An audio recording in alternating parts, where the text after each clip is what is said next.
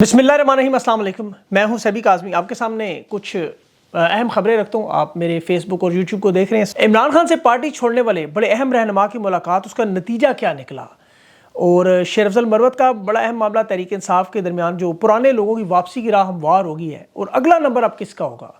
ख्वाजा सराओं के हमले भी चल रहे हैं, DHA में पुलिस वैन कब्जे में, एक और थाने पर हमला, बिजली की कीमत में 2 रुपये 83 पैसे का इजाफा हुआ, फुल एडजस्टमेंट के चार्जेस बढ़ रहे हैं। परवेज़ इलाही साहब को इस्लामाबाद की हदूद से निकाल के लाहौर कोर्ट लखपत जेल में शिफ्ट कर दिया। इस्लामाबाद हाई कोर्ट के एक और हुक्म अदूली, साइफर केस में, ऑडियो लीक्स केस में इलेक्ट्रॉनिक शवाहिद, खान की तकरीर और सोशल मीडिया जिसे शैतानी कहा जा रहा था, उसके सबूत आज साइफर में प्रोसिक्यूटर पेश कर रहा था, जिसे मियाँ गुल हसन ने रिजेक्ट कर दिया।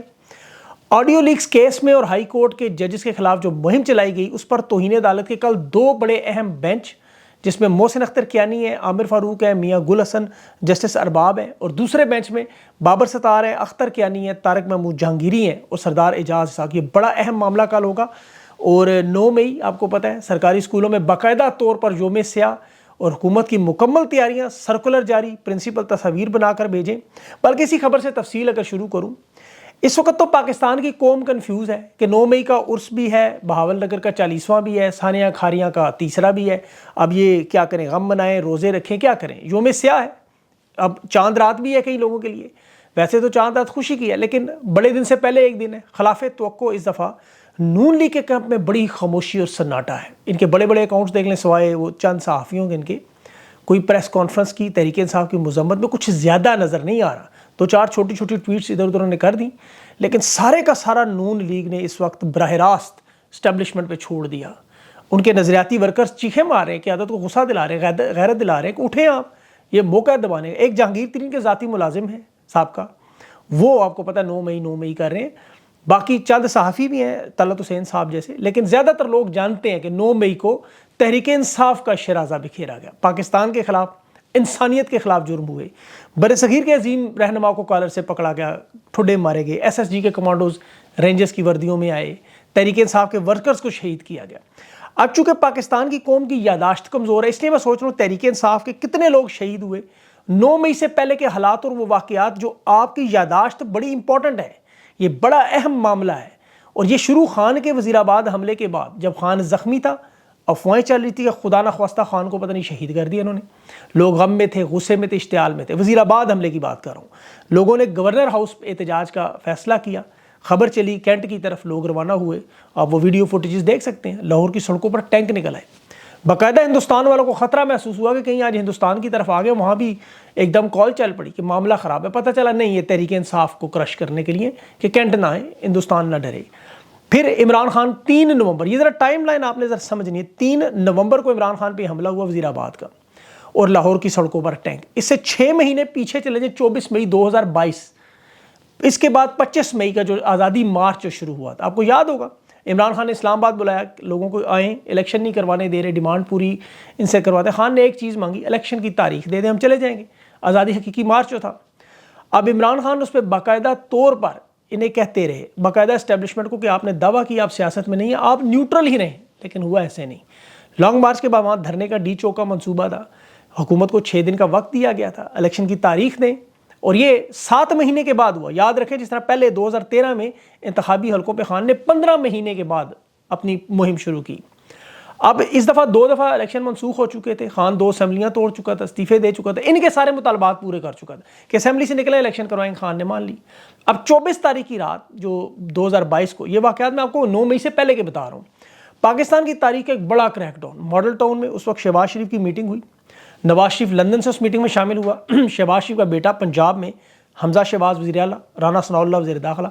इस मीटिंग में तहरीक इंसाफ के लोगों को पहले, इस मीटिंग से पहले कहा गया कि लॉन्ग मार्च से आपको नहीं रोकेंगे, लेकिन उस रात आज़ादी मार्च 24 मई 2022 क्रैकडाउन हुआ। हमाद असर के घर पिंडी में, शेख रशीद का, फैज़ल हसन चौहान जो तहरीक इंसाफ में उस वक्त छोड़ गया, एजाज खान जाजी, जुल्फ़ी बुखारी, फुआद चौधरी की जेल में, मतलब कोई रहनुमा इन्होंने पंजाब में नहीं छोड़ा। यास्मीन राशिद की गाड़ियों पर आपको याद होंगे डंडे बरसाते हुए इर्द गिर्द गुलू भट्ट।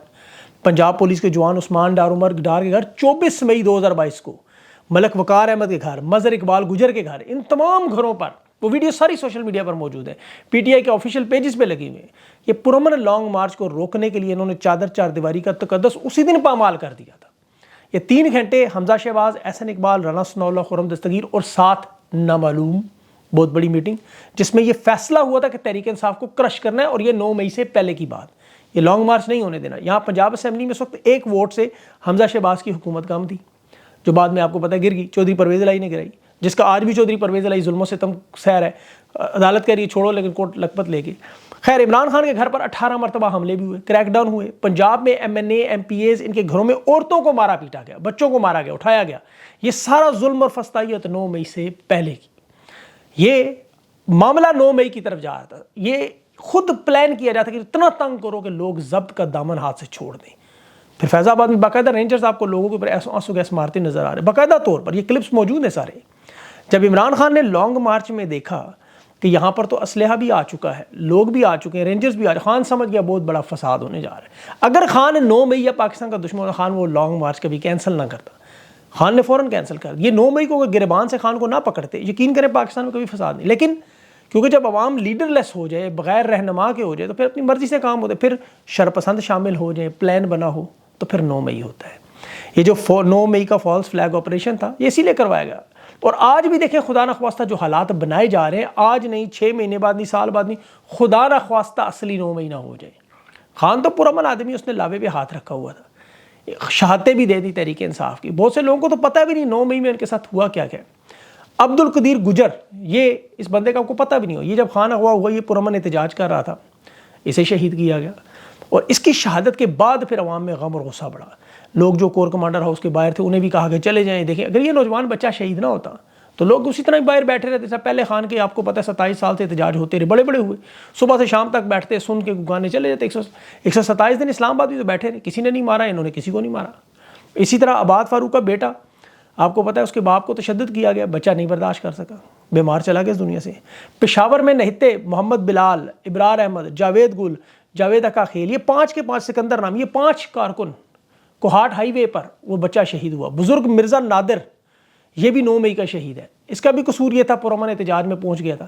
بلال شنواری نام کا یہ نوجوان بچہ، اس کی خوبصورت تصویریں، یقین کریں کچھ عرصے بعد پتہ نہیں ماڈلنگ کر رہا ہوتا، دل خون کے آنسو ہوتا ہے، اتنے خوبصورت نوجوان جو ہے احتجاج میں، پرامن احتجاج میں فاٹا میں بیٹھا ہوا ہے بیچارہ شہید۔ اسی طرح کوئٹہ میں دیکھا عمر نذیر نام کا ایک اسی طرح خوبصورت نوجوان، وہ بھی شہید۔ اگر یہ لوگ نہ شہید ہوتے تو یہ ظلم نہ ہوتا۔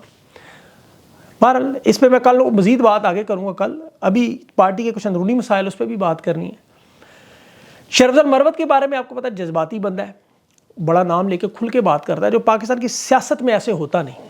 آپ ان کے تمام صحافیوں کے ٹویٹس دیکھ لیں، پیغام دیکھ لیں، بڑے بڑے انٹرویوز دیکھ لیں، ہم لوگ ہمیشہ گھما پھرا کے باتیں کرتے، کبھی ڈائریکٹ نام نہیں لیتے کسی کی۔ ایک تو 2-3 وجوہات، ایک تو ٹھوس ثبوت نہیں ہوتے ایسے، دوسرا آپ براہ راست آپ کسی کو دشمن بھی نہیں بنانا چاہتے۔ لوگ اسے کچھ منافقت کا نام دیتے ہیں، کچھ اسے سیاست کہتے ہیں، کچھ بردباری، کچھ فنکاری، کچھ حوصلہ، جو مرضی نام آپ دے دیں اس کو، سب کو پتہ ہے نام نہیں لینا۔ بس پاکستان میں نام لینے کا رواج بھی نہیں ہے۔ یہ شیخ افضل مروت واحد بندہ ہے جو میرے خیال میں تو اس کو سیاستدان نہیں سمجھتا، حقیقت بتاؤں آپ کو، یہ روایتی سیاستدان نہیں ہے، ورنہ یہ کبھی کسی کا نام نہ لے۔ سیاستدان کبھی نام نہیں لیتا جب تک اس کی گردن پہ ہاتھ نہ آ جائے، اس کی بقا یا غیرت پر حملہ نہ ہو۔ سیاستدان بعض اوقات نام نہیں، آپ کو دیکھ لیں نواز شریف صاحب مثلا، بڑی سیاست کی انہوں نے۔ جنرل باجوہ کا نام تب لیا جب انہیں پتہ چلا مریم نواز کے کمرے میں کیمرے لگائے تھے انہوں نے، تو نواز شریف نے اگلے دن جنرل باجوہ اور جنرل عرفان قادر پہ ان سب کے نام لیے۔ اس کے بعد پھر مریم نواز نے کیمپ جوائن کر لیا۔ وہ خیر، نواز شریف کبھی مشرف کا نام نہیں لیتا تھا، آپ کو یاد ہو۔ آصف زرداری نے کبھی ہمیشہ اشاروں کنائیوں میں باتیں کی۔ محترمہ بینظیر بھٹو نے مشرف کا نام تب لیا جب انہیں اندازہ تھا کہ واقعی جان خطرے میں، نام بتائے۔ خان نے جنگل کے بادشاہ کا ذکر تب کیا جب بشرا بی بی کا معاملہ، تو اس سے پہلے بھی خان نے جو نام لیے بڑی مجبوری میں لیے۔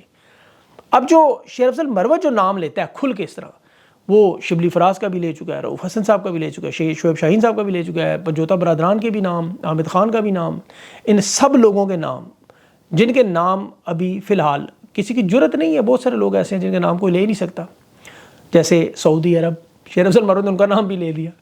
اب یہ سب کو پتہ ہے، پورے پاکستان کے ہر شخص کو پتہ ہے، لیکن سب کے پر جلتے ہیں۔ خان صاحب کو بھی پتہ ہے اب، لیکن خان صاحب بھی نہیں لیتے سعودی عرب کا نام، برادر ملک ہے، بہت ساری چیزیں ہیں، ڈپلومیٹک افیئرز ہیں وغیرہ وغیرہ وغیرہ، بہت سارا۔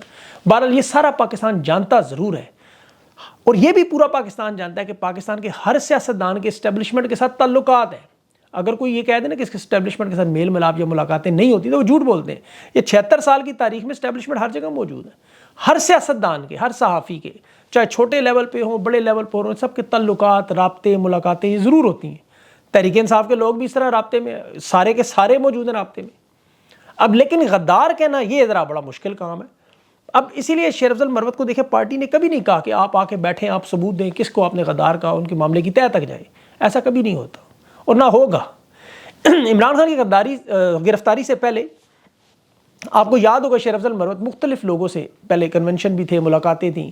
خان نے جب وکلا کو زمان پارک میں بلانا شروع کیا، آپ کو یاد ہوگا بہت سارے وکلا آ جاتے تھے، ڈھیر سارے۔ خان کو یہ پتا تھا یہ بڑے طاقتور لوگ ہیں، انہوں نے وکلا تحریک چلائی ہے، ان کے اوپر ہاتھ اتنی جلدی نہیں ڈالا جائے گا، اور خان کے ساتھ پوری فوج ایک وکلا کی جایا کرتی تھی۔ لیکن جب 9 میں یہ تو بڑے بڑے نام اچانک غائب بھی ہو گئے۔ اب شیر افضل مروت جذباتی بندہ، وہ کھل کے آپ کو پتا بول پڑتا ہے۔ خان کو اس کی خوبی نظر آ گئی کہ احتجاج کے معاملے میں لوگوں کو اکٹھا کر سکتا ہے، لیڈ کر سکتا ہے، بندہ دلیر ہے۔ مشکل وقت میں تحریک انصاف جو اس وقت نیم مردہ ہو چکی تھی، اور اس میں کوئی دو رائے نہیں ہے، پوری پارٹی مشکل میں تھی۔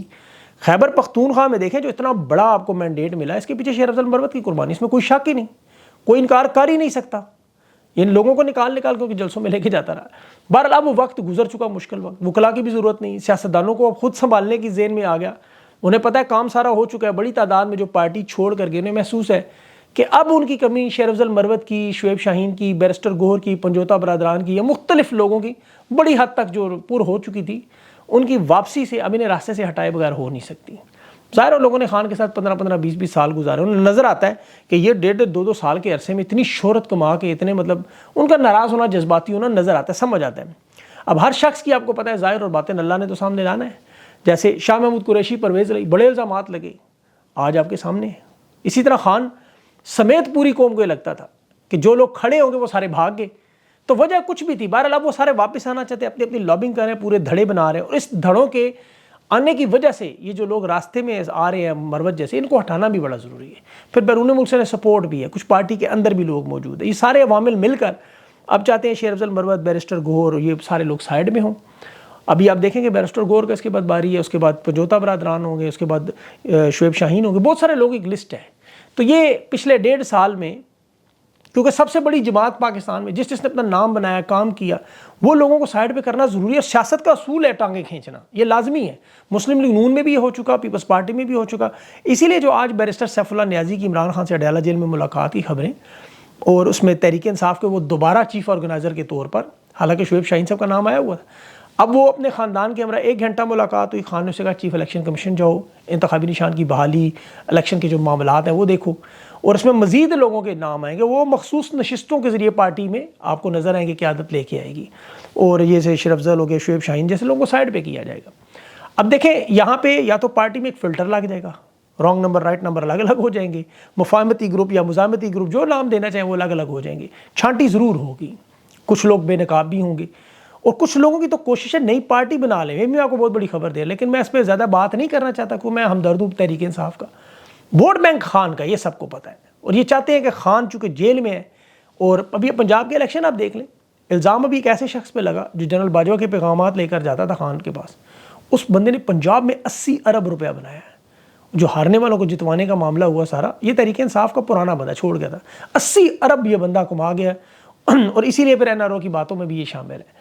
اب یہ جو خان کے پیغامات پہ آگ لگی ہوئی ہے، اس کی وجہ بھی یہی ہے، یہ جو پریس کانفرنس ہیں، اس کے بعد جو نئے پہلو بھی سامنے آ رہے ہیں نا۔ دیکھیں خان سے یہ تو کہہ رہے ہیں خان معافی مانگے، حالانکہ اصل معاملہ کیا ہے، خان تو جیل میں ہے، وہ تو قید میں ہے، وہ تو پابند سلاسل ہے، 31 سال کی سزا ہے، اس کی تو پارٹی ٹوٹ چکی ہے۔ خان کس چیز کی معافی مانگے گا؟ وہ کس چیز کی خان کو معافی مانگے؟ 31 سال کی سزا کیا معاف ہو جائے گی؟ کیا خان کو دوبارہ وزیر اعظم بنا دیں گے؟ نہیں، یہ وہی لوگ ہیں جو معافی جانتے ہیں کس سے مانگی جا رہی ہے۔ 1 ہفتہ پہلے تک یہ خان کو ڈن ڈسٹڈ، چیپٹر کلوز، سیاست سے آؤٹ، ختم شد، یہ سارے کہتے رہے۔ کل کی پریس کانفرنس میں بار بار معافی مانگے، جرم قبول کریں، معافی مانگے، جرم قبول کریں۔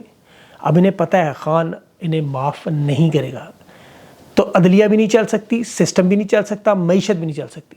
جس طرح نون لیگ دیکھیں عمران خان سے ہار کے جنرل باجوہ کے ذریعے نواز شریف کے کیسز ختم کروانے کی بار بار بات کیوں کرتے تھے جنرل باجوہ سے؟ کہ انہیں پتا تھا کہ NRO خان جب کہتا تھا نہیں دیں گے، نہیں دوں گا، تو کہتے تھے کون سا NRO؟ پورے پاکستان کو بعد میں سمجھ آئی، یہ آپ کو بھی ان کے پیغامات بعد میں سمجھ آئیں گے۔ بہرحال عدلیہ کے حوالے سے بھی کل بڑا اہم معاملہ ہے، جو وکلا کے ساتھ GPO میں ہوا، آپ کو پتہ ہے، اس پہ بھی وکلا ملک گیر ہڑتال کر رہے ہیں، اور اس میں SN بھون جو ہے وہ نون لیگ کے آپ کو پتہ ہے رہنما، پولیس بھی ان کی، عدالتیں بھی ان کے، احتجاج بھی، پتہ نہیں مجھے سمجھ نہیں آ رہا کس کے خلاف احتجاج کریں گے کل۔ اور دوسرا جو بڑا معاملہ اسلام آباد ہائی کورٹ میں آپ کو پتہ 2 بینچ بنے، پورا کیس سنا جائے گا۔ سائفر میں آج بڑا اہم معاملہ ہوا، سائفر میں بھی آپ کو پتہ آڈیو لیکس انہوں نے عمران خان کی یوٹیوب کے ویڈیو کے ریفرنس دیے اور پرانے کیسز کے انٹرویوز کے ریفرنس دیے، تو جج میاں گل حسن صاحب نے کہا یہ تو آپ کو پتہ الیکٹرانک میڈیا کے تو اس کو ہم تسلیم ہی نہیں کر سکتے، اس پہ تو آپ خود کہتے ہیں ان کی بنیاد پہ آپ نے 10 سال سزا دے دی خان کو۔ تو بہرحال یہ کیس بھی چلے گا، اس کے علاوہ اور بھی بہت سارے معاملات ہیں، لیکن 9 مئی کا کچھ پارٹ میں نے جان بوجھ کے چھوڑا کیونکہ کل اصل دن ہے 9 مئی کا، تو اس پہ انشاءاللہ کچھ اور بھی بات تفصیل سے کریں گے۔